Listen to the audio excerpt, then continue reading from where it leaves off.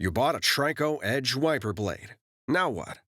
This video will show you how to properly install the TRICO Edge wiper blade onto a pinch tab arm. Before installation, remove the plastic protector from the blade rubber. With this arm type, you'll need to remove the pre-attached adapter on the wiper blade and replace it with adapter BC. Identify the release tab for the pre-attached adapter. Press the tab down with your thumb while pushing the pre-attached adapter back toward the release tab. The adapter will disengage from the blade. Discard it. Locate adapter BC. Lower adapter BC into the cavity in the top of the blade. Slide adapter BC in the opposite direction of the release tab until it clicks in place.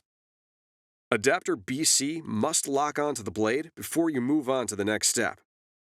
Once the adapter is clicked into place, press the tab on the front of adapter B. Lift shim C off of adapter B and discard it. Hold your thumb firmly on the front of the adapter to lift up the back end. Align the sidearm tabs with the side tabs on the back end of the adapter and move the blade underneath the arm. Rotate the blade up until the tip of the arm locks underneath the adapter tab. The adapter must lock into the wiper arm where indicated.